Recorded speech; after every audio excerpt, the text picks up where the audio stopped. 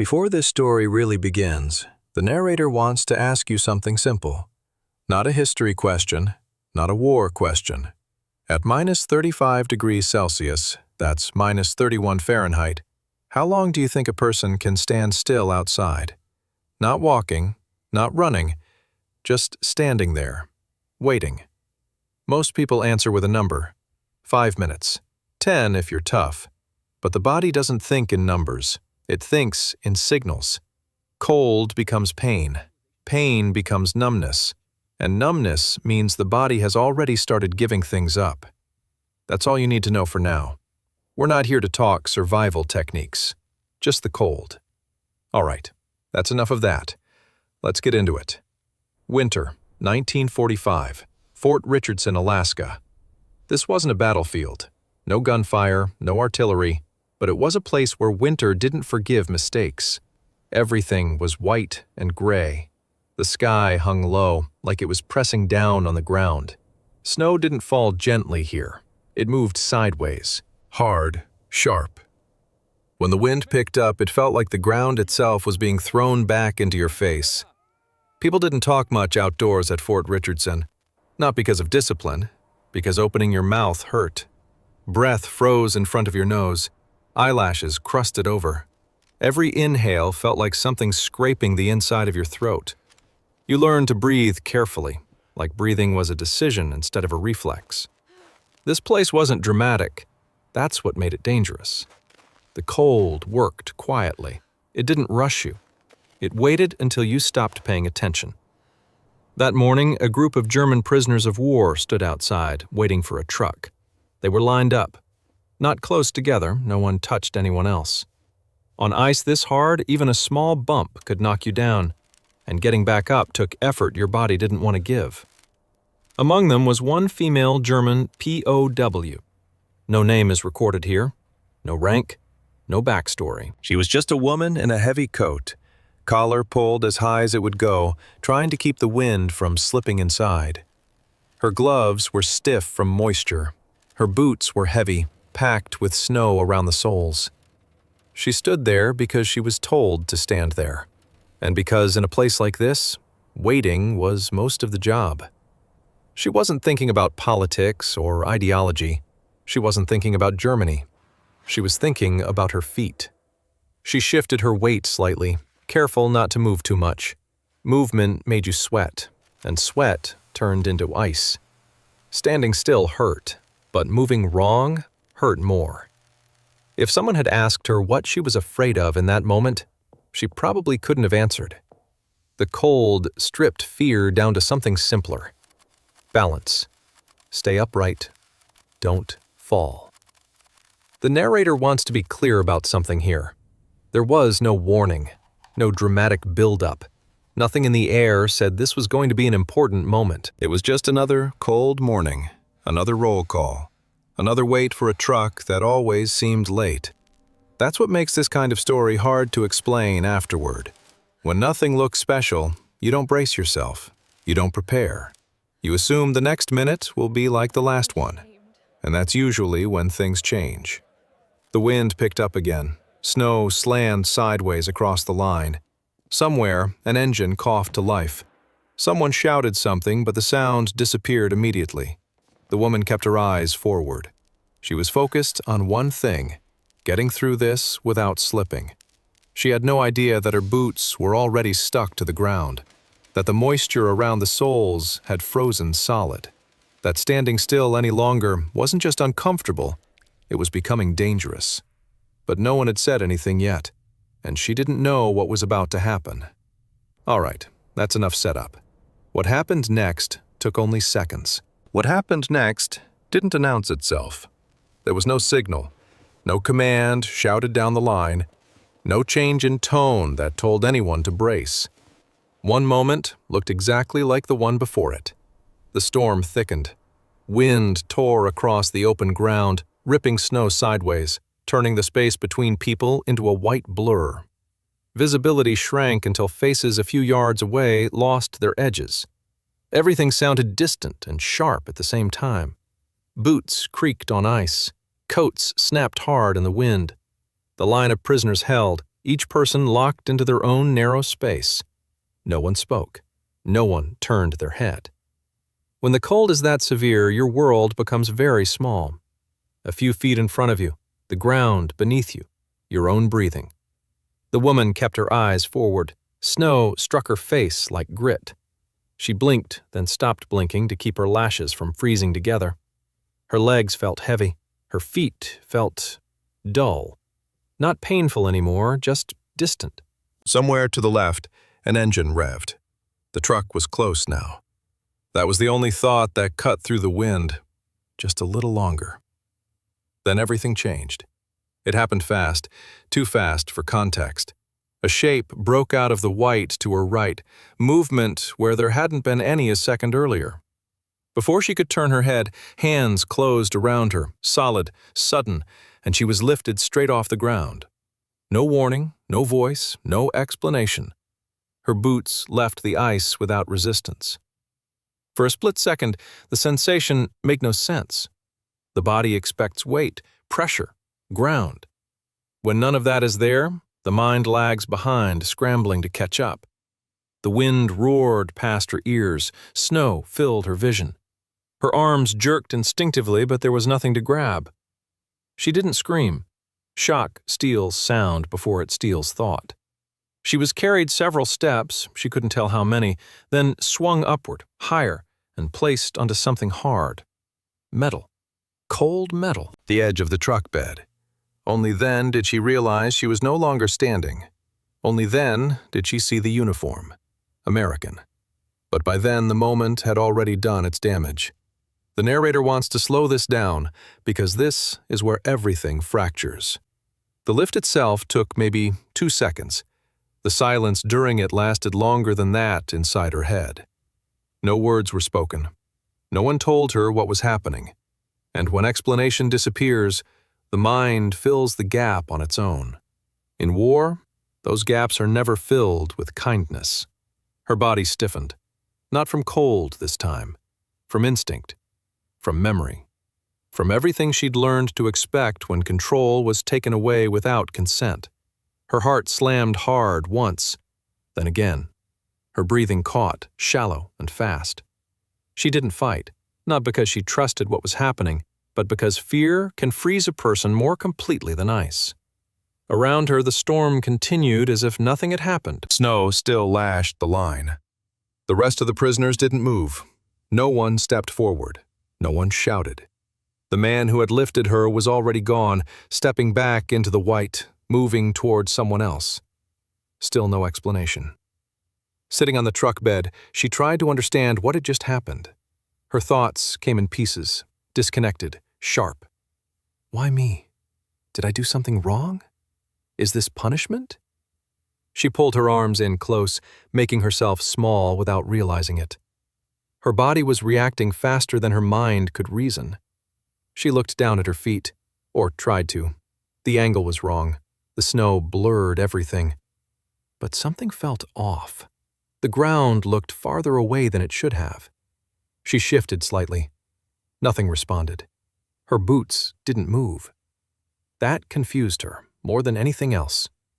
The cold had dulled sensation, but now another feeling crept in, an uneasy pressure, like something holding on where it shouldn't. She didn't know yet that her boots had been frozen to the ground. She didn't know that the lift had broken ice she couldn't feel. All she knew was this: she had been taken without warning, and no one had said why. The storm kept screaming. Metal rattled. The truck shuddered as weight shifted onto it. Still, no one spoke to her. This is the part people often misunderstand later. They imagine yelling, struggling, clear emotions. But shock doesn't look like that. Shock is quiet. Shock is the moment after something happens, when your mind is still trying to decide whether it's real, when your body hasn't been told what reaction is allowed. She sat there, frozen in more ways than one, staring at nothing in particular, while the cold air scraped at her lungs. She didn't cry. She didn't protest. She waited. Because in war, waiting often feels safer than acting. The line below her began to thin as others were loaded. Boots scraped. Someone slipped and caught themselves. The process continued like it always did. Normal, efficient, silent. From the outside, nothing looked wrong. From the inside, something had already broken loose. The moment wasn't long, but it was long enough. Long enough for every worst assumption to form. Long enough for fear to settle before reason arrived.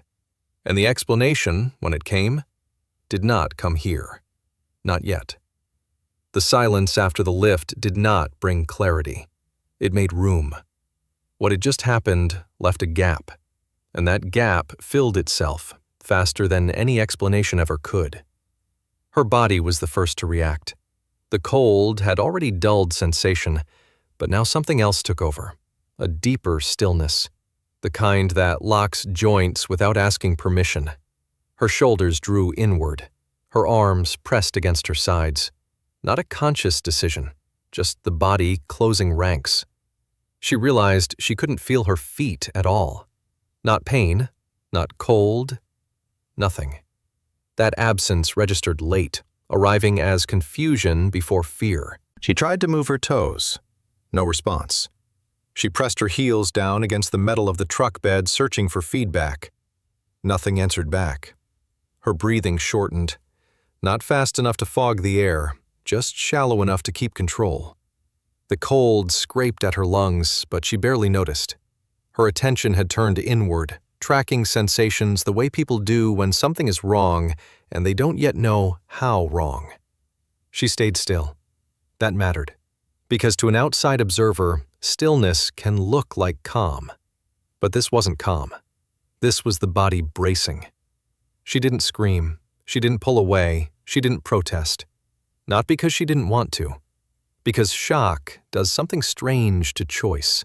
It strips away options and leaves you with the safest behavior your past has taught you. For her, safety had always come from not escalating, from not drawing attention, from becoming smaller than the moment. So she went quiet. Her jaw clenched hard enough to ache. Her eyes fixed on the floor of the truck, tracing lines in the metal where ice had formed and cracked. She focused on details, because details were easier than questions. Why had he grabbed her? Why now? Why without saying a word?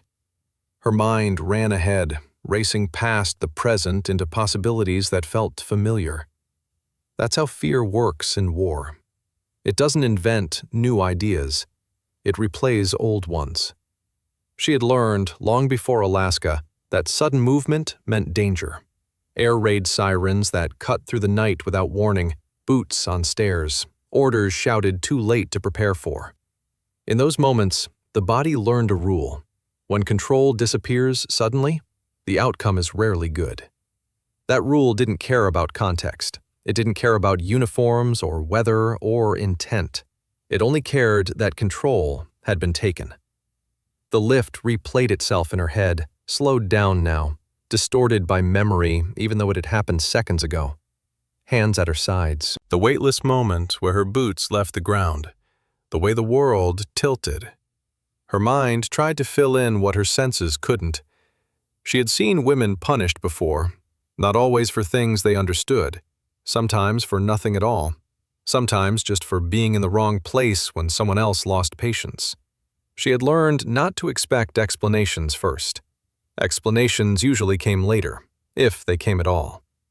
So she sat there, tense and silent, letting her thoughts move faster than reality. She did not imagine kindness.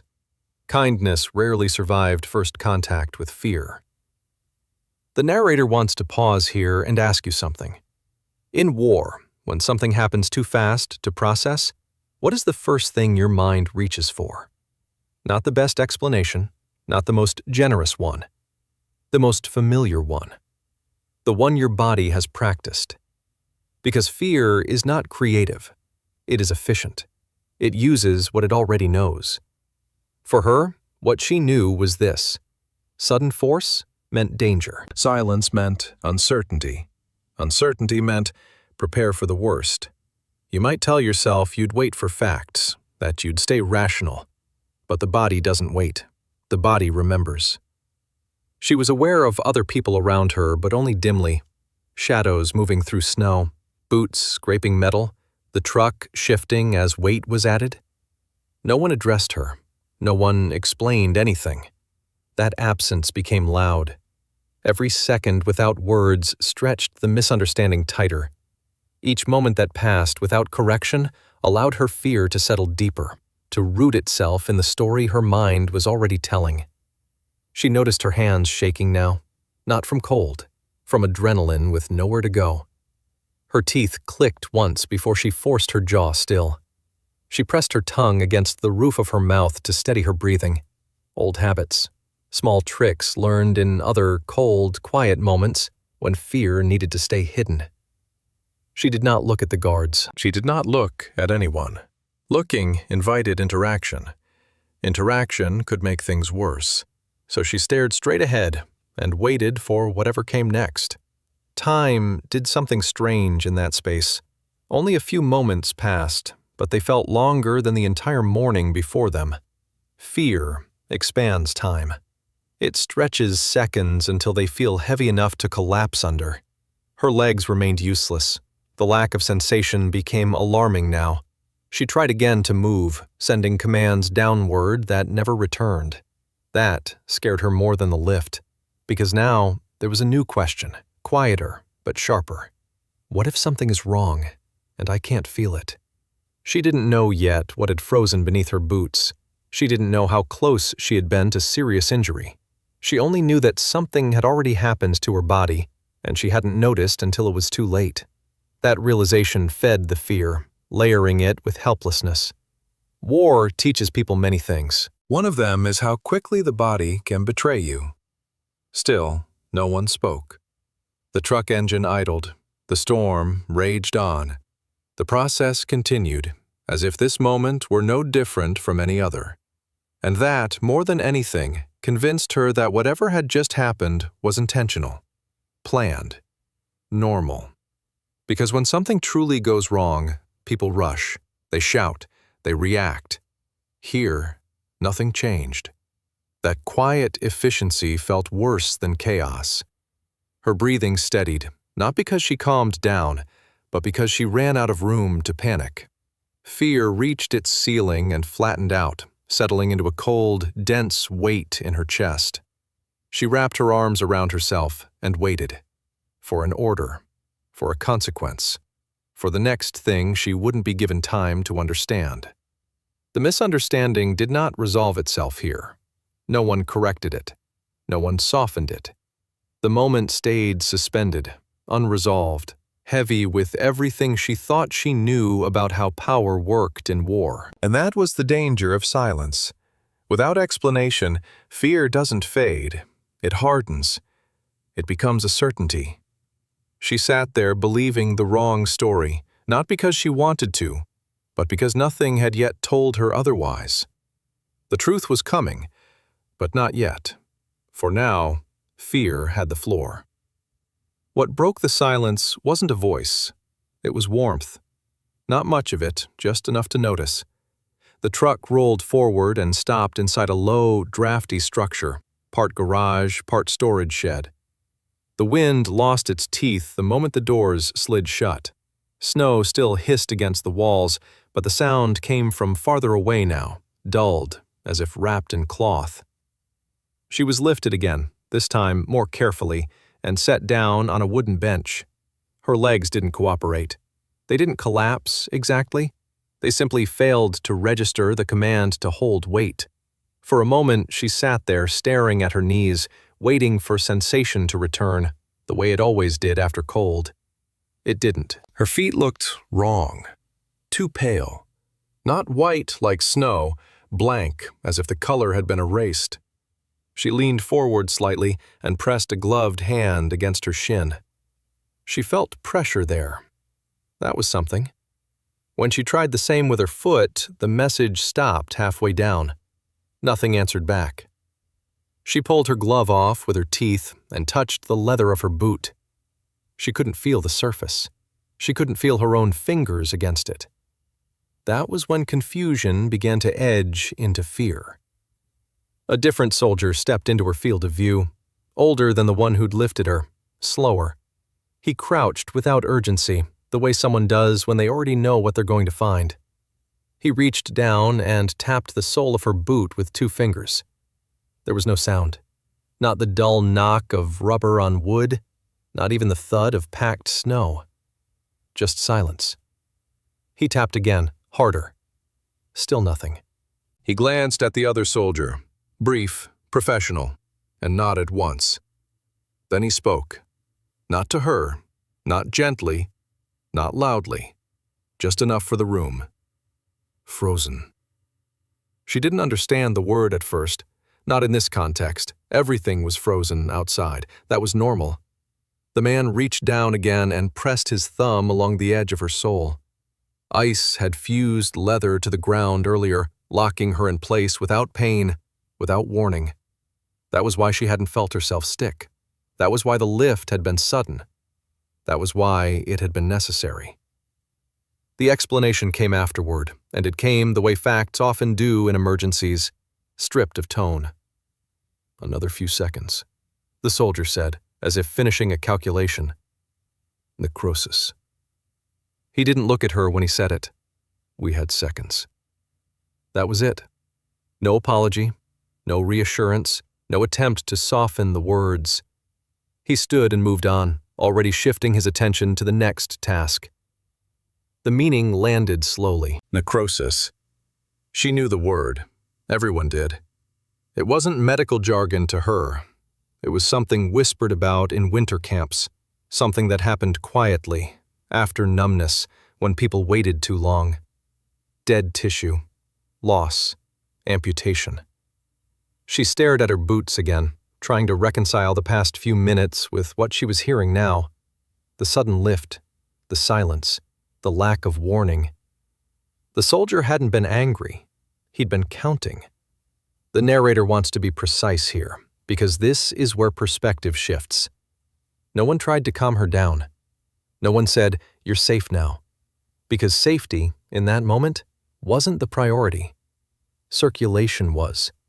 Time mattered more than feelings. Comfort could wait. Explanation came only after the risk had passed. Another soldier brought over a basin of warm, not hot, water. Her boots were loosened carefully, not pulled. Hands moved with practice, with familiarity. This wasn't the first time winter had done this to someone. When the leather finally separated from the ice clinging to it, there was a faint crack, like tearing fabric. Her foot was lifted gently into the water. And then, pain. Sharp, immediate, bright. She gasped, the sound tearing out of her before she could stop it. Her fingers clenched the edge of the bench as sensation rushed back in a flood. It hurt in a way that felt both external and internal, like something waking up angry. No one apologized for that either. Pain meant blood was moving. Pain meant she was still within the window. The soldier who had spoken earlier checked his watch. He made a note on a clipboard. Efficient, detached. From the outside, it looked cold.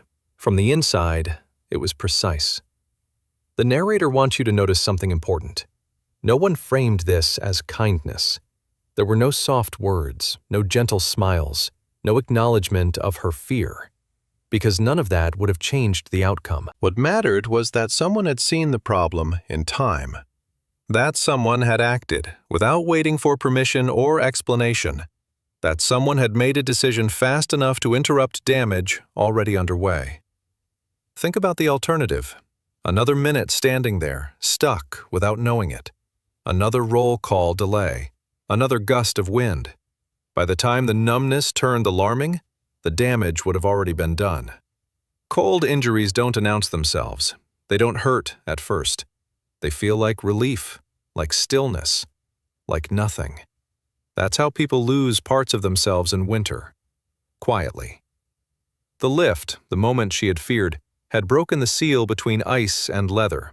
It had saved tissue she couldn't feel and time she didn't know she was running out of. The explanation didn't come first. Survival did. The narrator isn't asking you to admire anyone here. This isn't a story about heroism. No medals were given. No one remembered this moment as extraordinary. For the soldiers, it was procedure meeting urgency. For her, it was a collision between assumption and reality. The same hands she had feared had acted on a calculation she hadn't known to make. The same silence she had filled with dread had existed because there hadn't been time for anything else. Kindness, in this case, wasn't expressed. It was executed. She sat there, shaking, not from cold now, but from the aftermath. The delayed surge of everything she had held back while fear ran the show. Her breathing came uneven, her shoulders loosened an inch at a time. The tension that had locked her body began to unravel. She didn't speak. Neither did they. There was nothing left to explain. The facts had done their work. This is where the misunderstanding collapsed. Not all at once, not dramatically. It fell apart the way certainty does when it runs out of evidence. She replayed the moment again, the lift, the silence, but now the shape of it changed. The intent shifted. The absence of words no longer felt ominous. It felt urgent, necessary. She understood something then that war rarely allows people to learn easily. Not every forceful action is meant to harm. Not every quiet moment is hostile. Some decisions are made so quickly they leave no room for reassurance. And sometimes, reassurance is a luxury you can only afford after you're alive. No one told her to relax. No one checked on her feelings. They checked her feet. They waited for color to return, for sensation to stabilize, for the pain to settle into something manageable.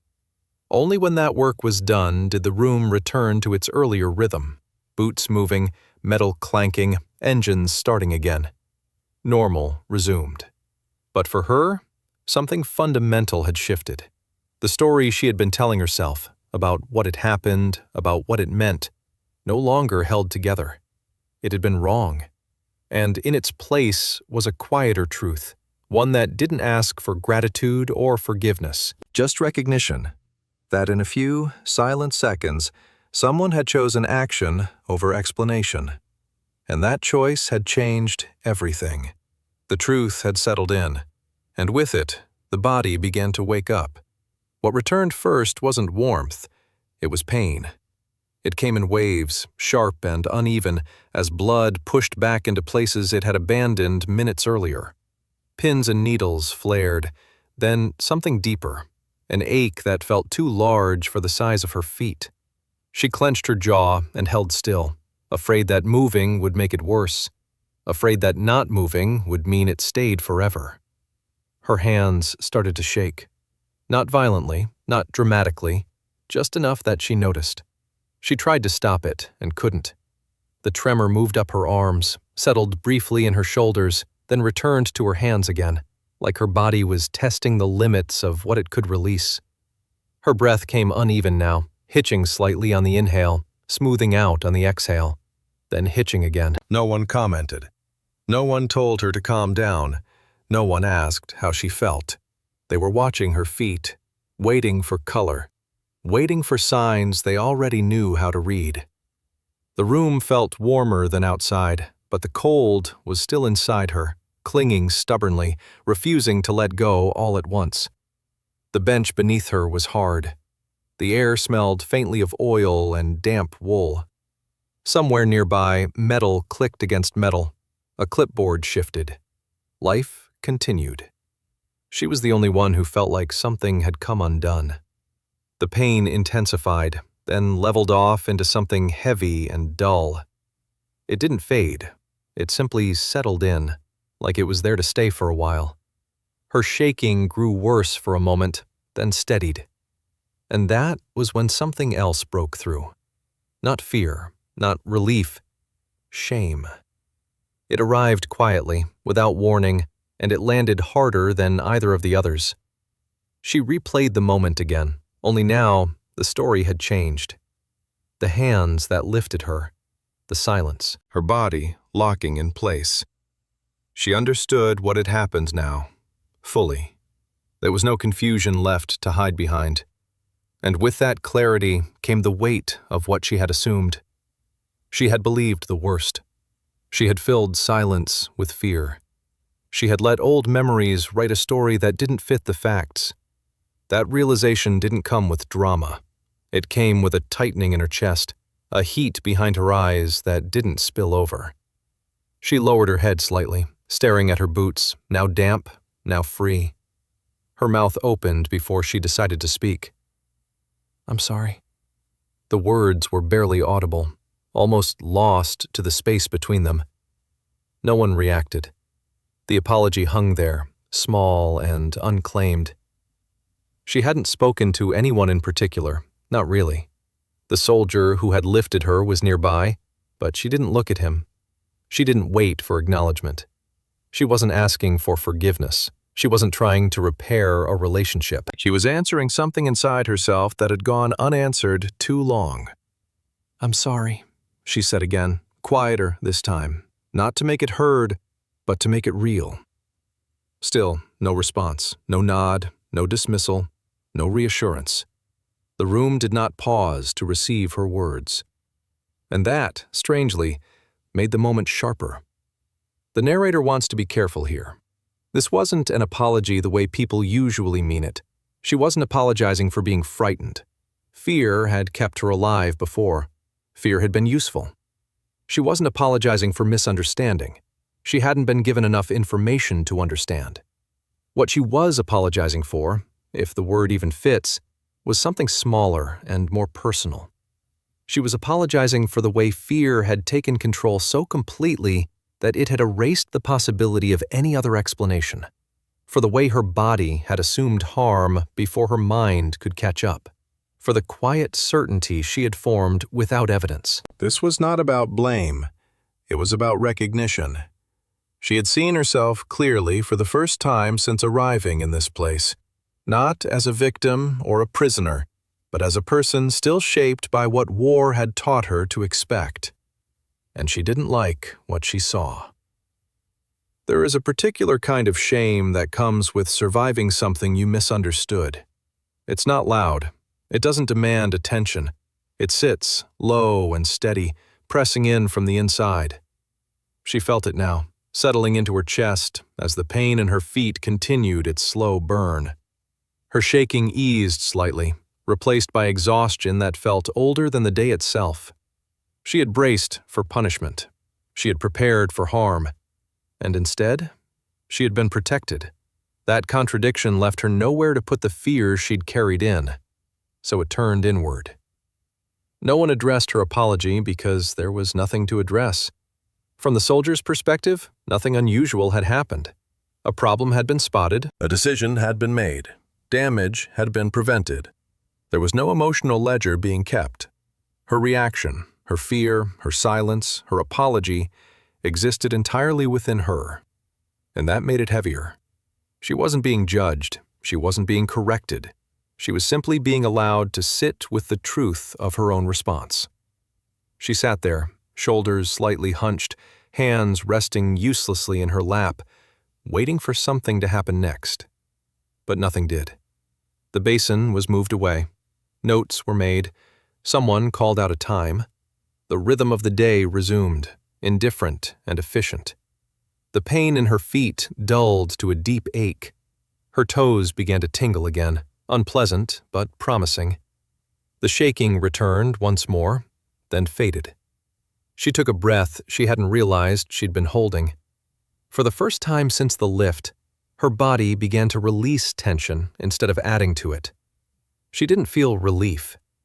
She felt exposed. This is the moment that doesn't make it into reports or summaries. The moment after danger has passed, when adrenaline drains away and leaves behind whatever was underneath all along. For her, that was vulnerability. She had been certain of her fear, confident in it. It had felt justified, even necessary. And now, that certainty was gone. In its place was a quieter, more uncomfortable awareness that fear had acted on her behalf without permission, without confirmation, without nuance. She had lived long enough in war to trust it, and now she was faced with the possibility that it had been wrong. The silence in the room deepened, but it no longer felt threatening. It felt neutral. Her apology remained unanswered, not because it was ignored, but because it wasn't needed. Nothing needed to be resolved between her and the soldiers. The only reckoning happening was internal. She sat there, breathing slowly, letting the ache in her feet anchor her to the present. Pain, at least, was honest. It meant blood was moving. It meant tissue was alive. It meant the moment she had feared had already passed. Breakdowns are often imagined as loud things, tears, raised voices, collapse. But this one was quiet. It happened while she stayed seated, while no one watched, while nothing changed around her. It was the internal shift from certainty to doubt, from assumption to reflection, from fear as a reflex to fear as something she could now see. And seeing it, that was the hardest part. She didn't cry. She didn't ask for comfort. She simply sat there, ashamed not of what had happened to her, but of what she had believed about it. And in that stillness, something finally gave way. Not her composure, her defenses. The storm outside continued to rage. Inside, something else had begun to settle. This breakdown didn't end the moment. It prepared her for what came next. Because once fear loosens its grip, it leaves behind space. And space, uncomfortable as it is, makes room for understanding. That understanding hadn't arrived yet, but it was coming. Quietly, unannounced, just like the lift had been. The silence that followed her breakdown didn't ask anything of her. It simply existed. That mattered. Because for the first time since the lift, she wasn't reacting, she wasn't bracing, she wasn't waiting for the next blow, real or imagined. She was thinking. War teaches people to be suspicious long before it teaches them anything else. Suspicion keeps you alive. It sharpens your attention. It tells you to question sudden kindness and expect hidden cost. She had learned that lesson early, learned it well. In war, hands are rarely neutral. They point, they strike, they restrain, they take. You learn to track hands before faces, to watch what they do, not what they promise. That training doesn't disappear just because the uniforms change. So when hands had closed around her without warning, her body hadn't paused to ask why. It had responded the way it was taught to respond. Assume danger. Prepare for harm. Go still. That response had been automatic, efficient, familiar, and wrong. Not maliciously wrong, not foolishly wrong, just wrong in this moment. That realization didn't arrive all at once. It didn't announce itself with clarity or relief. It crept in slowly, settling among the other sensations still echoing through her body. Pain, fatigue, residual cold, and now, perspective. She thought again about the hands that lifted her. Not the fear this time, the mechanics. The grip had been firm, but controlled, not rough, not hesitant. She remembered the way her weight had been adjusted mid-lift, the way the soldier had compensated for ice beneath his boots without losing balance. Those weren't the movements of someone acting on impulse. They were the movements of someone acting on calculation. She remembered something else, too. Something she hadn't allowed herself to notice earlier. The soldier hadn't looked at her face when he lifted her. He had been looking at her feet. That detail changed everything. War makes people focus inward. Survival narrows the field of vision. You see what threatens you first, and everything else fades into background. But now, with the danger past, she could widen her view. She could admit what had actually happened. Someone had seen something she hadn't. Someone had made a decision before she even knew there was a problem. And that decision had required speed, not permission. No warning had been given because warning would have cost time. No explanation had come first because explanation would have changed nothing. The silence hadn't been hostile. It had been efficient. There is an uncomfortable truth buried in that realization. Sometimes the people you fear most are the ones positioned closest to act. Not because they care more, but because they're there. The soldier who lifted her hadn't paused to consider how the action might look. He hadn't waited for confirmation or approval. He hadn't explained himself because explanation wasn't the job.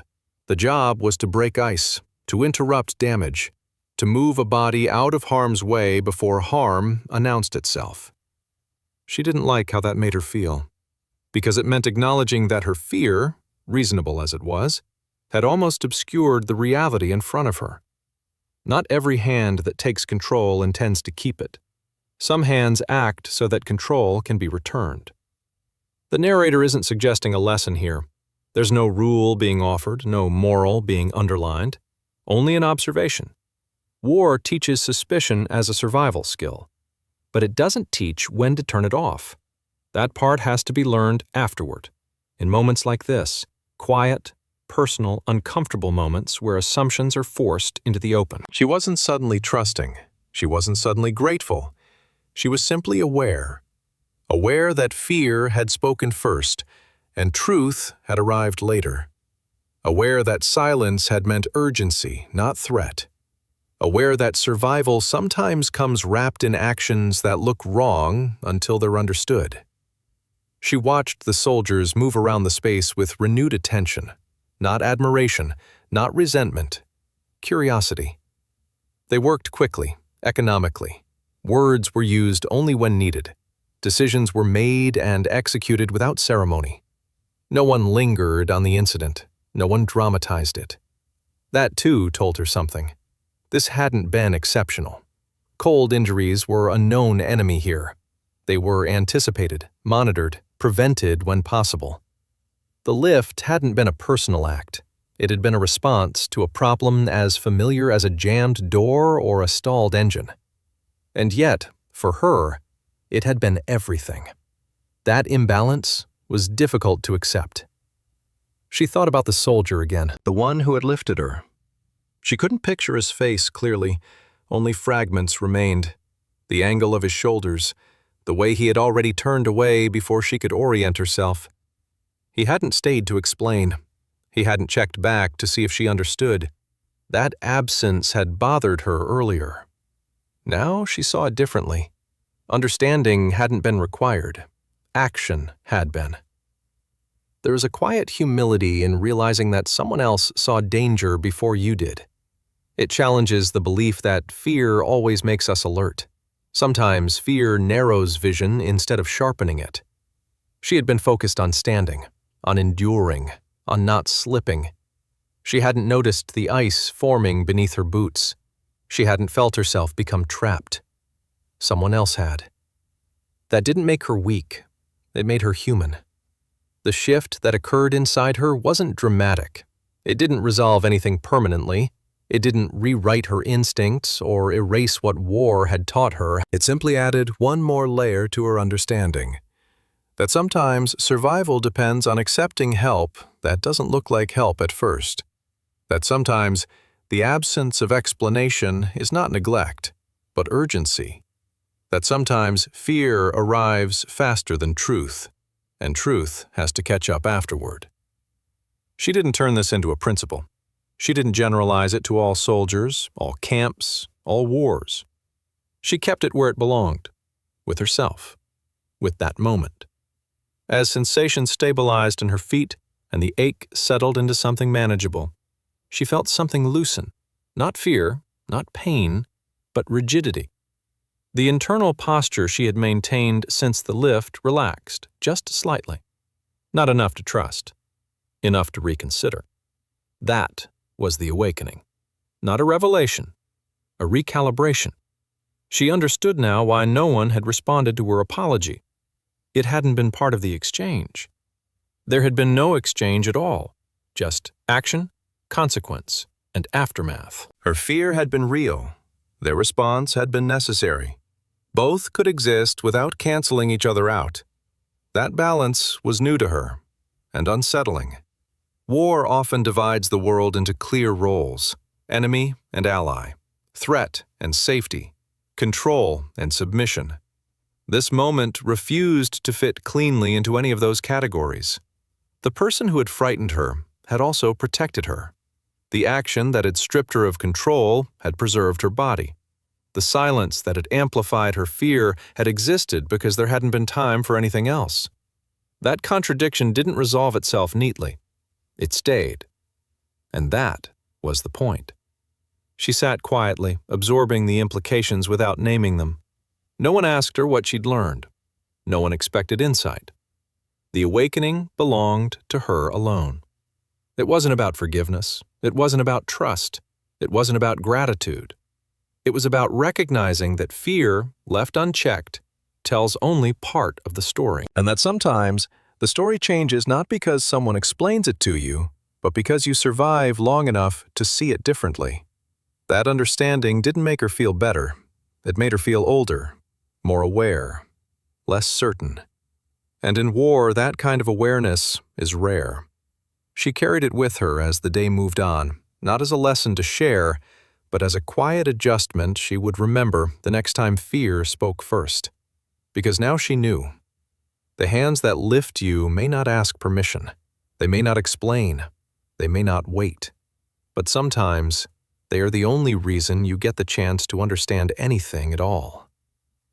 The day kept moving after that. Paperwork, engines, orders spoken low and brief, boots on concrete. Nothing paused to mark what had happened.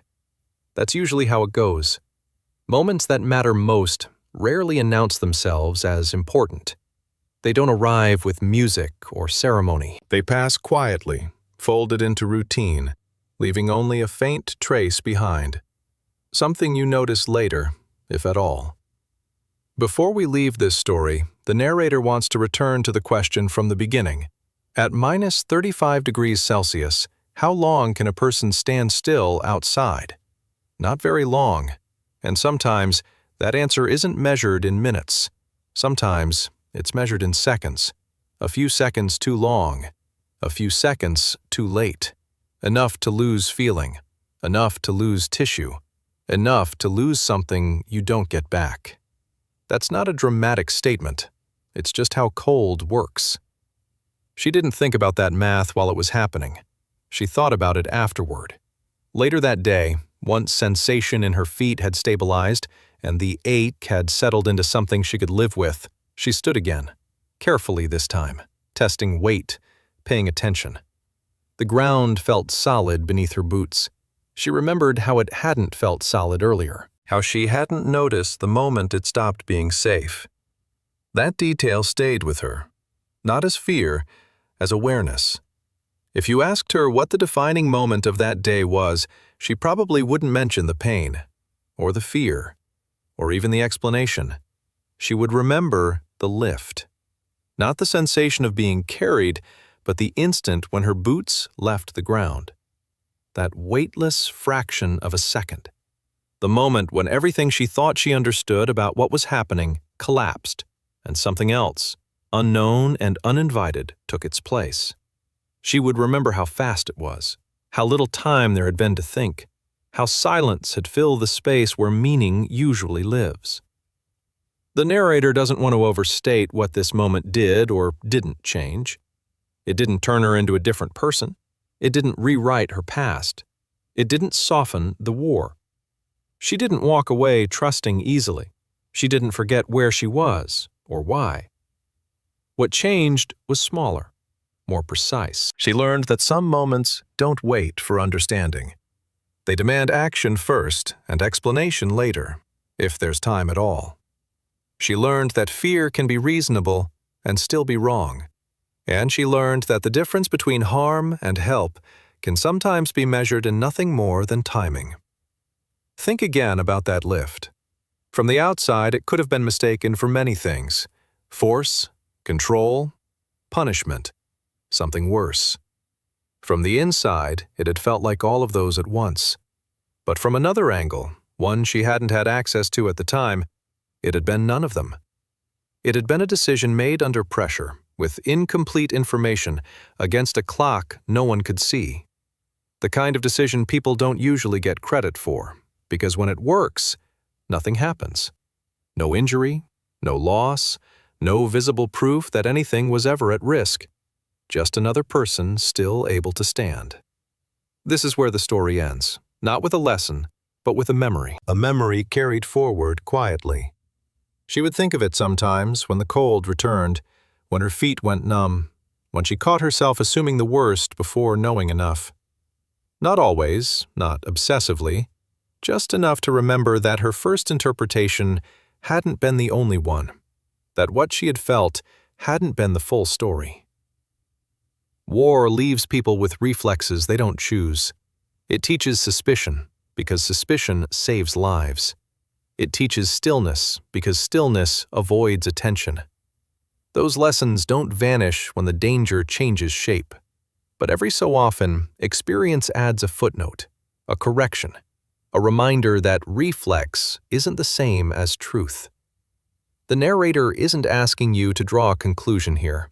There's nothing to apply, nothing to generalize. This wasn't a statement about sides or systems or outcomes. It was one person, one decision, one winter morning where time mattered more than words. That's all. And that's enough. So, one last time. At minus 35 degrees, how long can you stand still? Not long. And sometimes, standing still is the most dangerous thing you can do. Because sometimes, the only thing between you and permanent loss is a pair of hands that doesn't ask permission. Hands that don't explain. Hands that don't wait. Hands that lift, not to take something from you, but to pull you out of something you didn't yet know was killing you. That's the memory. No music, no emphasis, just the quiet understanding that survival doesn't always feel like rescue when it happens. And that sometimes the difference between fear and gratitude is nothing more than a few seconds and the chance to look back once they've passed. Silence.